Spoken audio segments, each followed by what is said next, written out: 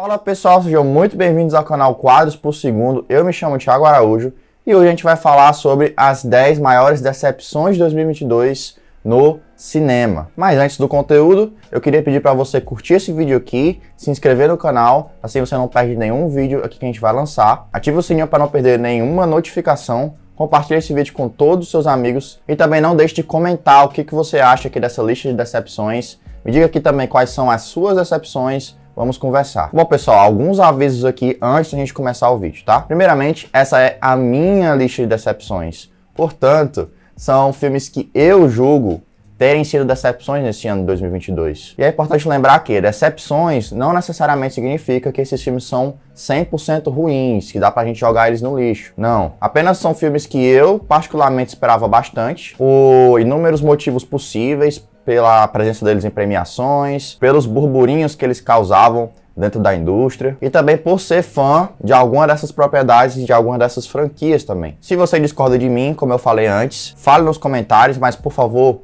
com educação, rebata as minhas ideias. Não me ataque pessoalmente, tá certo? Sem mais delongas, bora pro vídeo. A minha primeira grande decepção de 2022, pessoal, é o filme Lamb, do Valdemar Johansson. O filme fala sobre um casal que mora em uma espécie de fazenda, né, entre aspas, lá na Islândia, um local bastante afastado, e eles acabam perdendo seu filho. O filme vai criando uma ambiência interessante, a gente vai escutando sons estranhos que te fazem imaginar o que é que pode estar na espreita ali naquele local tão inóspito, até que surge um misto, se é que assim a gente pode falar, de cabra, né, de carneiro, com um ser humano, né, com uma criança. E essa mulher pega esse ser esquisito para criar. Aí ela acaba projecionando dentro daquele ser diferente o seu filho, né? E acaba por criar esse ser. O filme, portanto, trata bastante da questão da maternidade, né? Da questão da perda também. O quão difícil é a gente prosseguir depois de uma perda difícil. Ele também traz alguns tópicos como família e como essas relações familiares tóxicas que a gente tem e também complexas uns com os outros. O que eu queria dizer, na verdade, pessoal, é como se dá essas relações complexas familiares, né? Dentro da nossa casa mesmo, né? Como o amor, ele não é simples, como o amor, ele é difícil da gente lidar também. E aí o amor no sentido realmente de família. Aparece, por exemplo, outro familiar desse casal, e aí se dá uma relação diferente ali, junto com esse outro familiar, né? E aí também inclui essa criança, então a gente tem aí uma dinâmica familiar. Acho que eu não consegui deixar isso muito claro nessa minha fala agora, mas é isso, basicamente. Apesar desse filme, pessoal, não ser 100% ruim, ele tem coisas interessantes no ambiente dele, eu acho que ele não utiliza a proposta curiosa que ele traz desde o início. Ele não utiliza de uma forma interessante. Ele não utiliza de uma forma muito além da instrumental, muito além da metafórica. A gente sabe que pode existir algo sobrenatural por trás daquela criatura, porque a gente escuta sons esquisitos o tempo todo no filme, a gente sente uma presença ali por trás daqueles personagens ali, só que o filme ele nunca de fato se abre para uma experiência diferente, para algo mais assumidamente terror, né? Então ele acaba virando esse drama familiar sobre essa personagem e esse ser diferente acaba virando apenas um instrumento para contar a trama de uma forma diferente, para chamar a atenção. Mas, por exemplo, se você substituísse esse ser diferente por uma criança de fato, a trama não iria se modificar em nada. Apesar de gostar de alguns enquadramentos do Valdemar Johansson e do uso do som pelo diretor, eu acho que ele não faz muita coisa aqui também para fazer a gente ficar mais enervado, para fazer essa experiência ser realmente única. Então esse filme é aquele perfeito exemplo de filme com uma proposta interessante, mas com um desenvolvimento bastante modorrento. Outra grande decepção do ano, que eu acho que eu inclusive vou decepcionar vocês por trazer esse filme aqui, é O Homem do Norte, pessoal, do Robert Eggers. Eu tenho um vídeo completo, uma crítica completa sobre ele, de acho que 27 minutos, se eu não me engano, em que eu detalho, tintim por tintim, por que eu considero esse filme uma decepção. Mas eu vou dar uma resumida para vocês. Eu acho que o Robert Eggers é um diretor com muita personalidade, é um diretor que consegue, dentro do mistério das suas tramas, construir uma relação muito poderosa com o espectador por meio das imagens, por meio das metáforas que ele traz. Em O Homem do Norte, eu acho que é tudo bastante óbvio. Eu acho que a montagem ela é muito mais, entre aspas, clássica, né, do que o Robert Eggers fez nos filmes anteriores dele. Há muito pouco mistério, E quando há mistério, ele é de alguma maneira simplificado para o espectador. Além do que a montagem desse filme aqui, ela é muito truncada no segundo ato, principalmente no segundo ato. Então a gente passa muito tempo dentro do filme em um local só, com as coisas que poderiam se resolver mais rápido, mas se não se resolvem.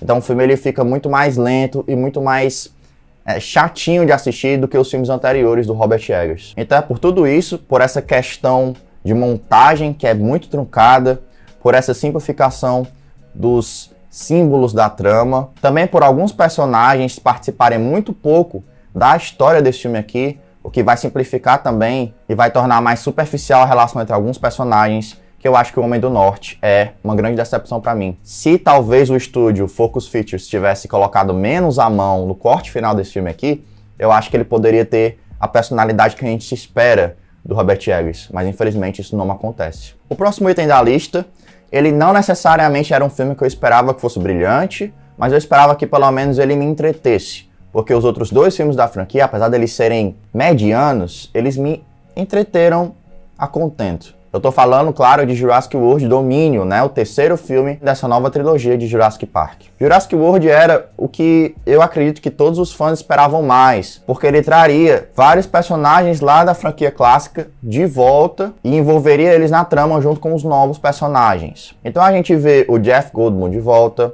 a gente vê a Laura Dern de volta, a gente vê o Sam Neill de volta, mas da pior forma possível. Primeiro porque o personagem de cada um deles tem uma importância muito pequena na trama. Talvez se você excluísse todos esses personagens, eles não fariam muita falta. Talvez com exceção apenas do Jeff Goldblum, que ele é maravilhoso, para mim é uma das melhores coisas do filme. O diretor Colin Trevorrow também, ele fala em basicamente todos os aspectos de direção, principalmente na ação. Eu acho que a ação do filme, ela é muito fraquinha, ela não consegue empolgar você que está assistindo aquele filme ali. Até tem um ou outro momento que ele consegue fazer um plano diferente, consegue fazer uma sequência diferente, mas é tudo muito, mas muito genérico mesmo. E já que eu falei dos personagens e da direção, é importante a gente falar também de outros aspectos do roteiro.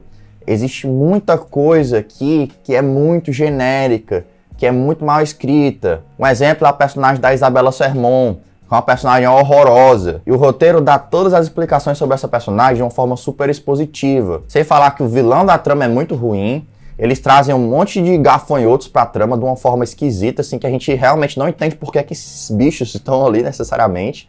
O filme é pra ser sobre os dinossauros no mundo, né? Sobre a ameaça que eles podem causar para as pessoas. E ele simplesmente não consegue ser um filme sobre isso. Ele acaba voltando, retornando aos velhos clichês de Jurassic Park. Então, assim, é um filme que ele não consegue ir além. Ele não consegue realmente colocar à prova o seu conceito ousado. Além de ter várias situações ruins, personagens ruins, uma direção medíocre e a volta de atores amados que não fazem absolutamente nada. Então é exatamente por tudo isso que Jurassic World Dominion é uma grande decepção para os fãs da franquia. O próximo filme que eu quero comentar com vocês, pessoal, é Lightyear. E que filmezinho medíocre, meu Deus do céu. Primeiro que a Pixar, ela traz um personagem que todo mundo ama, de uma franquia que todo mundo ama, que é Toy Story, para um filme solo. A ideia em si é interessante, porque eles disseram que é como se fosse a história do filme que inspirou o boneco, e aí a gente tem o nosso querido Andy adquirindo lá o Buzz Lightyear e tal, ele ganha no primeiro filme e tudo mais, aí o resto é história, vocês já sabem. Mas a história em si desse filme aqui, ela é muito fraquinha, ela é mal escrita, os personagens de longe são alguns dos mais fracos que a Pixar já escreveu. Algumas sequências de ação são razoáveis, alguns momentos do filme são razoáveis, mas se você pegar todo o desenvolvimento dele, acaba sendo bastante chato ali no miolo também. O filme tenta trazer uma revelação bombástica ali no final, que essa revelação pra mim não funciona em nenhum nível. E é claro, né, ele dá aquela forçada, aquele Pixar Factor, que a gente já tá acostumado pra você se emocionar, pra você perceber como aquela viagem é algo espiritual pro personagem, que vai mudar toda a sua forma de pensar e agir. Isso é o que a gente tá acostumado a ver na Pixar, né, pessoal? Mas a Pixar já fez isso em vários outros filmes de uma forma muito superior. E eu posso citar como exemplo aí desse mesmo ano, o Turning Red, né? Um filme aí que eu gosto demais e que eu acho que consegue te emocionar de uma forma muito mais orgânica e muito mais criativa do que Lightyear. Ah, e tem uma outra coisa que também é importante frisar em relação ao Lightyear, pessoal. Esse filme é completamente desinteressante visualmente. E é incrível porque praticamente todos os filmes da Disney, da Pixar, eles são muito bonitos, eles são muito vistosos, sabe? São filmes que têm todo um cuidado de direção de arte. No Lightyear não tem cuidado quase nenhum, assim, a impressão que eu tenho é essa, porque os ambientes são estéreis, eles são feios, a animação ela é até bonita, o design de alguns personagens é legal, mas se você for parar pra ver todos os cenários em que o filme se passa, eles são cenários muito feios, são cenários que não têm o menor atrativo pra gente. Então dá a impressão de que o filme estava sendo feito, sei lá, pro Disney Plus e não pro cinema. É muito estranho isso aí. Então não é nenhum absurdo dizer que Lightyear é uma puta de uma bola fora da Pixar no ano de 2022 e deveria ter sido o filme a estrear no Disney Plus e não o Turning Red. Turning Red deveria ter ido pro cinema, porque é uma experiência muito mais cinematográfica do que Lightyear. Quando saiu o trailer desse filme que a gente vai comentar agora, eu fiquei assim louco, porque eu gosto muito desse diretor, que é o Scott Derrickson, e eu achava que esse filme poderia ser o retorno dele à boa forma, depois dos projetos mais ou menos que ele fez, Doutor Estranho, que foi o último filme que ele fez também, que eu acho apenas razoável, não acho nada demais. Então eu pensava que esse filme poderia ser o retorno do Scott Derrickson à grande forma no terror, que é o meu gênero preferido dos que ele faz, né? Mas infelizmente eu estava muito enganado. O Telefone Preto, pessoal, acompanha um garoto que acaba sendo sequestrado em uma cidadezinha em que vários garotos estão sendo sequestrados por um maníaco chamado The Grabber, né? Que é esse rapaz aí que vocês estão vendo na foto, vulgo Ethan Hawke, com a máscara bizarra. Pois bem, o filme foca nos esforços desse garoto para conseguir fugir desse cativeiro, e aí ele mostra outras coisas na cidade também, como por exemplo o drama desse garoto, de sua irmã, que tem uma importância muito grande na trama também, com o pai, né? O pai abusivo e alcoólatra. Ele também fala sobre temas como bullying na escola, aqueles temas clássicos que a gente já está acostumado a ver em filmes desse tipo. Pois bem, o filme tem alguns méritos importantes. Eu acho que a atuação do Ethan Hawke é maravilhosa, sensacional. Inclusive, eu acho que um dos problemas do filme é ter explorado tão pouco. O vilão The Grabber é um vilão muito bom, ele tem uma iconografia extraordinária, ele é bem filmado, ele passa um medo e um cagaço na gente muito foda. E o fato do filme não mostrar o rosto dele em quase nenhum momento é sensacional, porque a gente precisa entender os sentimentos dele por conta das máscaras e da forma como ele atua, da linguagem corporal do ator. Só que não adianta de nada você criar um vilão assustador se você não faz quase nada com ele durante o filme, né? Então, pra mim, esse é o grande problema de O Telefone Preto.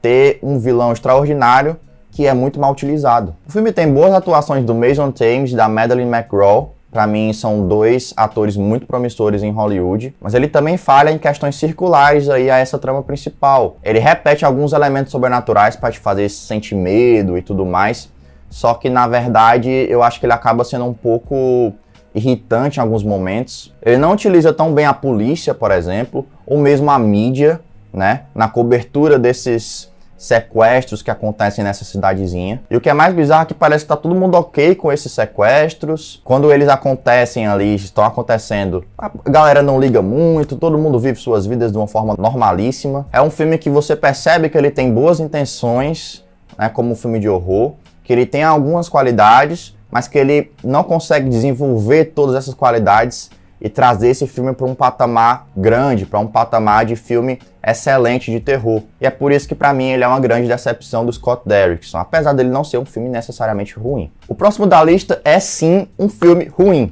tá? Ele não é só ruim, ele é péssimo, ele é um dos piores filmes de 2022. E eu estou falando, pessoal, do Pinóquio do Robert Zemeckis. Lembrando que esse Pinóquio não é o Pinóquio do Del Toro, tá? É o do Robert Zemeckis, o Pinóquio da Disney em live action. É bem fato, pessoal, é bem verdade que a Disney tem feito muitos desses remakes live action muito fracos nos últimos anos, tá? E eu posso dar vários exemplos. O Rei Leão, A Bela e a Fera, o Malévola e por aí vai. Porém, pessoal, nesse Pinóquio aqui, a Disney foi longe demais. O filme ele conserva algumas características lá da animação clássica da Disney, porém ele consegue piorar absolutamente tudo da animação clássica. Primeiro que não existe aquela coragem, por exemplo, né, que o filme clássico tinha, e é uma coisa que o Del Toro falou que eu acho sensacional. Ele diz exatamente o seguinte: o filme clássico consegue entender que pra gente alcançar esse estado de espírito de felicidade, de compreender toda aquela lição que o filme traz pra gente, é necessário que a gente tenha um pouco de horror ali no meio,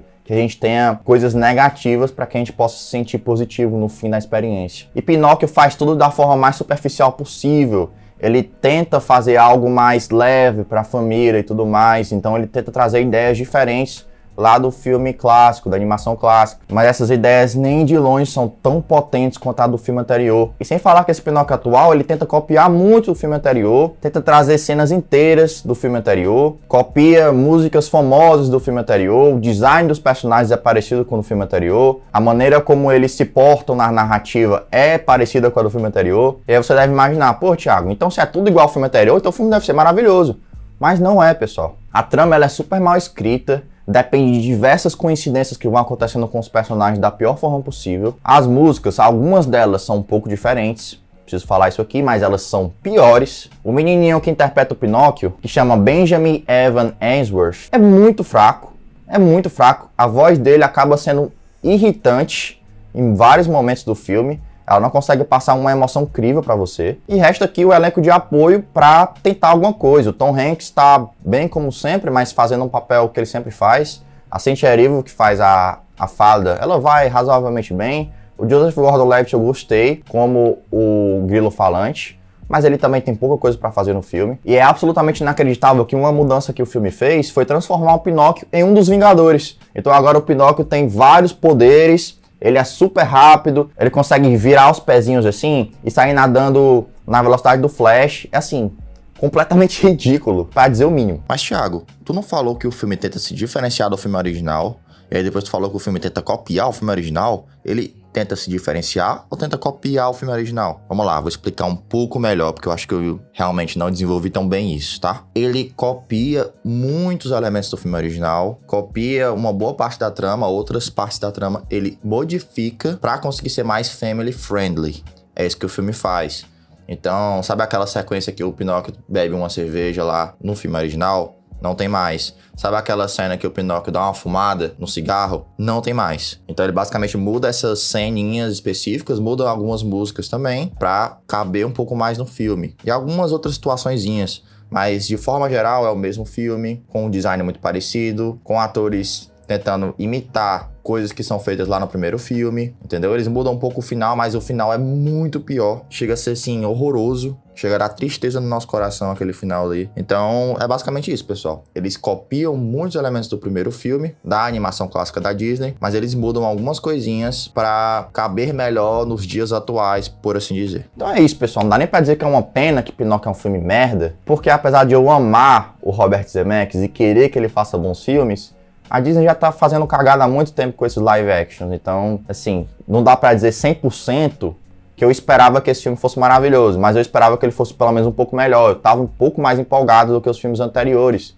porque Pinóquio é um dos meus filmes favoritos da infância e o Zemeckis é um dos meus diretores favoritos da vida. O cara fez obras que estão no meu coração pra sempre, assim. Só que aqui todo mundo errou muito feio. O próximo filme dessa lista é um filme que estava sendo muito aguardado por todo mundo. É um filme que gerou muito burburinho em todos os festivais em que passou. E tava tendo um buzz aí que poderia de repente entrar no Oscar, que poderia ser um filme prestigiado da Netflix. Esse filme é Blonde. O diretor Andrew Dominik, ele tenta filmar o corpo da Marilyn Monroe, vulgo Ana de Armas, né? Das maneiras mais objetificantes possíveis. Ah, Thiago, dá um exemplo aí pra mim. Tá bom, vamos lá. A famosa cena em que a Marilyn tem um vestido subindo por conta de um ar que vem de baixo, né? Aquele clássico vestido branco em que ela está. Essa cena, pessoal, ela é filmada várias vezes por ângulos praticamente idênticos, e o diretor repete ela uma vez, repete ela outra vez, repete ela outra vez, repete ela outra vez, e vai colocando muitas dessas repetições, desses blocos de repetições, vamos dizer assim, em ângulos diferentes. E a sensação que dá é que o diretor ele ama esse corpo da Ana de Armas e quer colocá-lo pro público e quer expor a personagem da Marilyn Monroe das formas mais sexuais possíveis durante o filme. E é aquela coisa, né, pessoal? Parece que esse filme tem fetiche em colocar mulheres em posições de violência o tempo inteiro. Se pelo menos ele justificasse isso de alguma maneira, por meio da trama, se ele fizesse o filme ser uma montanha-russa de emoções de alguma maneira, pra se justificar como um filme de terror, como um filme de body horror, por exemplo, mas ele não faz isso em momento nenhum. Ele é apenas um compilado de cenas sexuais e cenas de violência, seja moral, seja física, que a Marilyn sofre durante a vida dela. E tem inclusive cenas absolutamente ridículas que envolvem um feto também, que sinceramente dá até desgosto de falar. Então Blonde é um filme de extremo mau gosto, realmente muito fraco, muito pseudo-intelectual do diretor Andrew Dominik, que queria fazer uma experiência de violência, de mostrar como é ser uma estrela, não sei o que, no showbiz, blá blá blá, mas ele acaba fazendo exatamente o que ele critica no filme. Ele acaba objetificando essa mulher dentro do showbiz ali, né, onde ela está. Portanto, é um filme que eu não recomendo que você assista caso você tenha algum tipo de gatilho com violências sexuais e morais também. Você já viu um filme que é sobre um personagem, mas esse personagem aparece apenas 10 minutos no filme e da pior forma possível? Se você nunca viu um filme desse, então eu vou te apresentar agora um deles. Halloween Ends. Halloween Ends, pessoal, em tese deveria ser o embate final entre a Laurie Strode e o Michael Myers. E até tem esse embate final lá no final do filme. E é interessante, é bem filmado. Porém, 2/3 do filme, basicamente, são sobre um carinha que sofre bullying ali. Meu Deus, ele comete um pseudo-crime ali, que as pessoas todas julgam ele, oh meu Deus, ele é um pobre coitado. E aí, de uma hora pra outra, ele se apaixona pela filha da Laurie Strode, o que não faz o menor sentido, porque o filme ele não constrói essa relação. Do nada, ela olha pra ele olha pra ela e os dois pensam, eu te amo. E começa um lindo romance que dura um tempo absurdo no filme, e aí eles pensam em fugir, e aí o filme tenta fazer uma reflexão sobre o surgimento do mal, que qualquer pessoa pode ser esse mal encarnado que é o Michael Myers, qualquer pessoa pode ser influenciada e é assim que surge o mal na sociedade. O meu problema com esse filme, pessoal, não é a ideia. A ideia é boa, mas a forma como ele desenvolve essa ideia é pavorosa. Toda essa história parece não fazer sentido nenhum. Os atores atuam com a bunda, com exceção da Jamie Lee Curtis, tá? Jamie Lee Curtis tá bem como sempre. E o pobre do Michael Myers, pessoal, ele simplesmente fica de escanteio. O nome do filme é Halloween e não tem Michael Myers. É inacreditável. Ele vai aparecer do meio pro final do filme, ele participa o quê? De umas 2 ou 3 mortes, no máximo, e o filme vai pro clímax e acaba. Então não tem justificativa para esse filme sequer existir. Essa é a verdade. Talvez, se fosse apenas o clímax, se o filme fosse um curta-metragem, que os caras pegam, jogam online, para você pagar e assistir, para ver ali a conclusão, talvez fosse mais digno do que ver toda essa porcaria aqui de, sei lá, 2 horas. Então esse filme aqui, assim como o Pinóquio, ele também garante essa vaga de decepção do ano e um dos piores filmes do ano também. O penúltimo filme desse top 10 aqui, pessoal, é Don't Worry Darling, tá? O filme da Olivia Wilde que causou aí nas premiações e tal, porque o Harry Styles começou a ficar com a diretora, e aí a Florence Pugh, a galera tava falando que ela tava puta com a diretora, que não dirigia o filme, só gostava de ficar com o Harry Styles. E aí o Harry Styles ficou no meio dessa parada, e aí veio o Chris Pine defender a Florence Pugh, dizendo que ela tava certa. E aí em Cannes parece que o Harry Styles cuspiu no Chris Pine. Meu Deus, que confusão, que caso de família é esse, né? Pois é, pessoal, o filme ficou causando na indústria por causa disso, não por causa do filme em si, que quando você vai assistir de fato é um filme muito fraquinho, um filme muito mediano. Ele até tem ideias legais ali, questões virtuais, questões críticas sobre a sociedade, sobre a masculinidade tóxica, sobre o machismo, sobre a falta de oportunidades dentro da sociedade moderna, tudo isso. E a diretora Olivia Wilde, infelizmente, depois de uma boa estreia como diretora, em Booksmart, que eu acho um filme bem legal, ela peca absurdamente conseguir comandar essa narrativa de uma forma que faça sentido, que ela se desenvolva, que ela floresça. Ela até aposta em alguns planos que eu julgo interessantes do ponto de vista estético, mas é isso basicamente, é isso. A montagem não consegue fazer o filme ter um ritmo interessante, a montagem não consegue fazer o filme fazer sentido o suficiente, ou mesmo ter uma sofisticação narrativa, né? Tudo parece que é muito jogado, as informações são muito jogadas, a atuação do Harry Styles é horrorosa. E o filme, que tinha um potencial aqui, acabou por demonstrar apenas isso aqui. E o curioso é que o roteiro desse filme, pessoal, era um top 10, assim, de melhores roteiros não filmados em Hollywood. Até que ele pegou para ser filmado e saiu esse negócio aí. Por último, mas não menos importante, a gente vai ter Pantera Negra Wakanda Forever, um filme que eu acho que tava todo mundo esperando muito, desde a divulgação do trailer lá na Comic Con, um trailer espetacular.